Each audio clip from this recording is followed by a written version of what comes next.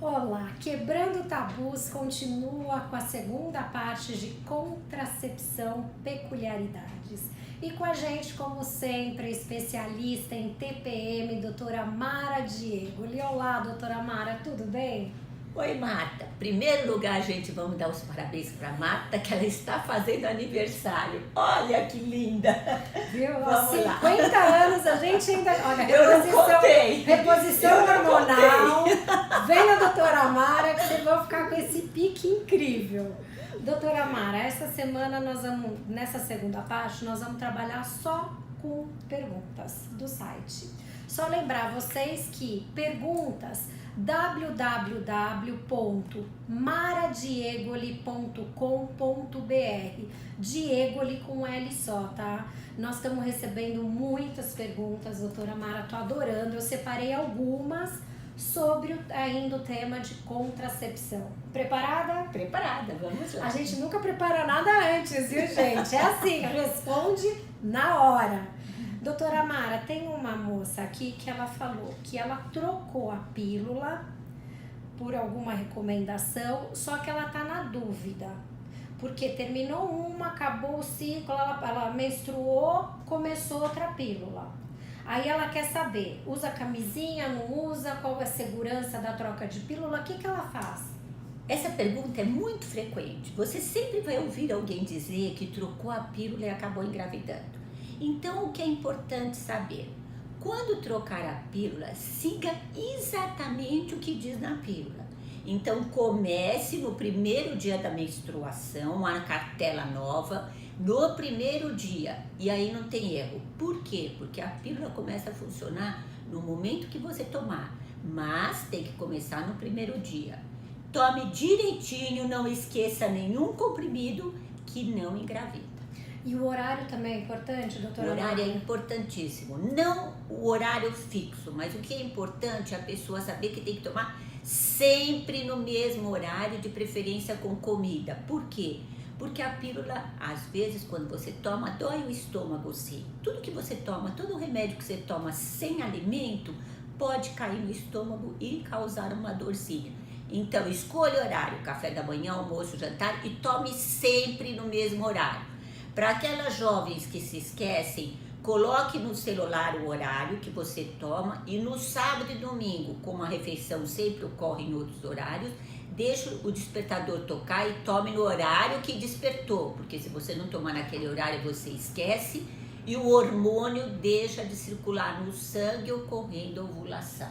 Ah, então tá. Olha, gente, presta atenção nisso. Segue a bula, consulta o seu médico e faz tudo direitinho, porque não é a pílula às vezes que falha, é a gente que erra no horário, esquece, né, doutora Mara? Nunca esqueça que fim de semana é tudo diferente, mas o celular não vai te deixar esquecer. A gente não esquece o celular. Celular ninguém esquece. Doutora Mara, uma outra falou assim, que o companheiro dela fez vasectomia.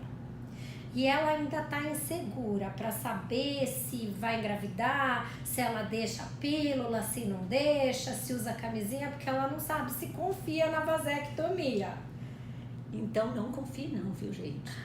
Faça sempre o espermograma. Então o que é recomendável? Após um mês da vasectomia, tem que fazer o espermograma. Por quê?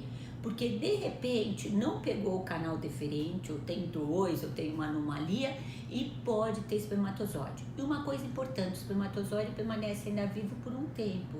Então espere o prazo de um mês, repita o espermograma. E só quando o espermograma der negativo, tenha relação sem nenhum outro método anticoncepcional. E aí fica na preocupação enquanto isso. E é importante sim fazer esse espermograma. Às vezes os homens acham que já fez, já tá tudo ok, não querem voltar no médico, não é isso? Exatamente. Não. Sem espermograma não confia, tá? Ah, então ótimo. Tem uma outra pergunta, que ela tá amamentando, mas a mãe dela, na amamentação, teve filho, no mesmo ano nasceram 2. E ela tá sem tomar nada, ela quer saber se na amamentação engravida, não engravida, que ela tá desesperada, porque ela tem medo. A senhora, eu sei que foi falado sobre pílula durante a gravidez, mas ela não quer tomar pílula e ela tem medo. Olha, a após 40 dias do parto, pode engravidar. Se estiver amamentando a cada 3 horas, a chance diminui, mas pode engravidar. Então é importante, passar os 40 dias, qualquer mulher pode engravidar, mesmo estando amamentando. As probabilidades diminuem, mas não somem totalmente. Então, se ela não quer tomar a pílula, por exemplo, ela pode eventualmente colocar um DIU ou usar outros métodos. Aqui um detalhe importante. O DIU deve ser evitado nos primeiros 2 meses, aconselhável após 2 ou 3 meses.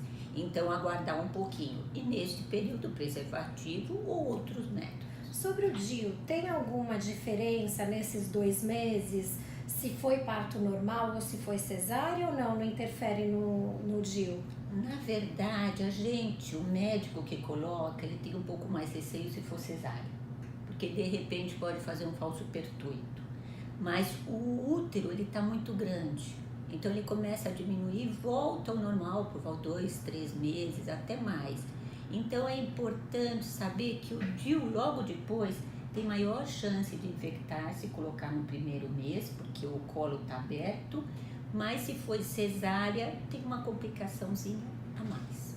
Então sempre observar isso. Falando em DIU, doutora Mara, veio uma pergunta aqui, eu tô cheia de perguntinhas hoje, que é sobre aqui, só um minuto, hein? Perdoe que ela já tá com 50 anos, é normal. Desculpa, não aguentei. Estou ótima. Meio século. Parabéns. DIU de Mirena. Aí a pessoa quer saber que ela ouviu falar que o DIU de Mirena diminui a libido. Tem diferença de DIU? O que é esse DIU de Mirena? Então, existem 2 tipos de DIU, o DIU de cobre e o DIU de Mirena. O DIU de Mirena, o chamado Mirena, não é DIU de Mirena, ele contém progestagênio. O progestagênio pode sim diminuir a libido, pode. A grande vantagem do progestagênio é que ele não só pode interromper a menstruação, como tira as cólicas. Então, o Mirena, ele dá uma qualidade de vida melhor. Agora, a libido da mulher, claro, existe o fator hormonal, ninguém tem dúvida. Mas também existem outros fatores. Existe a mulher que está se sentindo bem, está feliz no namoro, no casamento, ser estimulada, que é muito importante, mesmo que ela não esteja com vontade de ter relação, se ela for bem estimulada, ela pode ficar com vontade. Então, a libido feminina tem vários fatores que interferem e não é só o hormonal. Tá, mas então é avaliar mesmo como está o estado anímico da pessoa, como está tudo. Tudo. Agora, lembrar que as pílulas anticoncepcionais que contêm estrogênio e progestagênio também podem diminuir a libido. A única que não interfere com o libido de jeito nenhum é, claro, o DIU de cobre, tá? Porque até o preservativo, às vezes o cara coloca e pode diminuir, verdade, né? acontece. Então, todos podem interferir. Ficar atento a isso, né, doutora? Tá. Mas tem que lembrar uma coisa, só o fato de você saber que você não vai engravidar já melhora tudo, né? Porque o medo de engravidar, vamos e venhamos, né? Limita a relação sexual. Aí tem as outras perguntas. Então vamos lá. Que é aquelas que querem engravidar. Que aí tem a pergunta, que ela tomou pílula durante muitos anos, regularmente, e que ela parou já faz 3 meses e não engravida. Se tem um tempo para voltar a engravidar, como é que funciona isso? Se deve fazer algum tratamento, como é que deve proceder? Complementando essa pergunta, tem muita gente que fala: doutora, eu tomei a pílula há vários e vários anos, será que isso não vai me prejudicar no futuro? Então lembre uma coisa, cada um nasce com uma genética, então vai ovular numa determinada época do tempo, por um tempo determinado, que pode ser até os 48 anos, pode ser até os 50, 56. Aquela pessoa que começou desde cedo a menstruar certinho, que os ciclos são regulares, ela pode tomar a pílula que quiser, quando ela parar, ela deve voltar imediatamente ao ciclo anterior, ou seja, vai engravidar logo. Aquela mulher que sempre teve um ciclo irregular, demorava 2, 3 meses, quando ela suspender a pílula, ela vai ter mais dificuldade para engravidar, porque ela já tinha.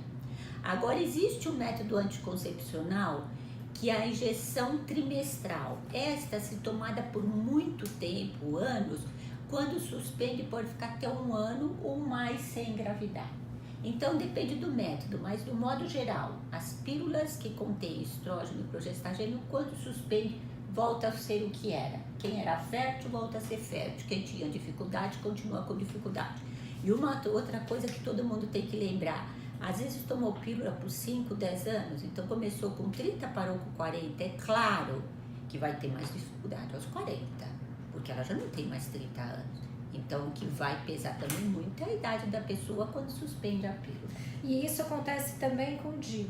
O DIU, principalmente esses, o de cobre, a Mirena, eles também podem, não interferem no ciclo, na gravidez. O DIU é até mais rápido, tirou, já volta a ciclar normalmente, já volta a engravidar, mas é o que eu te falei, se você usou o DIU 10 anos, quando você tirou, você já não tem mais a mesma idade. Mesma coisa com Mirena, usou 5 anos, quando você tirou, já não tem mais a mesma idade. Doutora Mara, tem uma pergunta aqui, aí eu notei que nós não falamos a respeito e eu achei interessante, que é 2 coisas. Primeiro foi como a laqueadura como método anticoncepcional, a laqueadura, se ela pode ser opcional, como é que funciona, e aí tem assim, se é mito, se a laqueadura deixa a mulher frígida. Eu nunca tinha escutado isso, a senhora me responde. Eu já escutei até que a laqueadura deixa a mulher louca. É tudo mentira, viu, gente? Louca também? Deixa não. Deixa não. Que desculpa boa essa! Então, a laqueadura, quando realizada corretamente, ou seja, não houve comprometimento da vascularização do ovário, ela não interfere em absolutamente nada. Ao contrário, a mulher fica mais livre para ter relação sexual e a libido até pode aumentar. Agora, se a laqueadura foi feita e comprometeu os vasos que irrigam o ovário e a mulher entrar numa menopausa precoce, aí sim vai interferir com a libido, porque estará faltando os hormônios. Mas isso é raro. Só uma coisa, doutora Mara, a laqueadura, o que é exatamente? E quando pode ser feito ou quando é aconselhável que seja feito? A laqueadura é um método anticoncepcional que visa ser definitivo. Por que visa? Porque todos os métodos têm falha. A falha da laqueadura é 1 em cada 2.000. Então, 1 em cada 2.000 mulheres pode eventualmente engravidar. O útero, ele é o lugar onde cresce a criança. E a parte que une o útero aos ovários se chama trompa, que são 2 canaizinhos que vão do útero até o ovário. A finalidade deles é trazer o óvulo do ovário até o útero para que ele encontre o espermatozoide. Então, se essa trompa for obstruída, e o que é a laqueadura? É ligar essa trompa, é fechar. Então, é impedir que o óvulo chegue até o espermatozoide. Eles não se encontrando, não haverá gravidez. Então, o objetivo da laqueadura é interromper o encontro do óvulo com o espermatozoide. Se essa laqueadura for bem feita, a pessoa vai continuar ovulando, mas ele não vai chegar até o útero, portanto, não vai engravidar.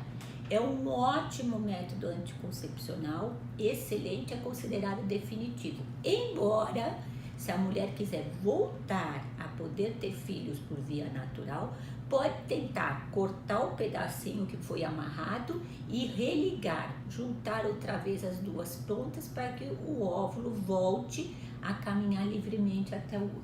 Mas, doutora Mara, por que alguns médicos não recomendam a laqueadura, por exemplo, antes dos 30 anos?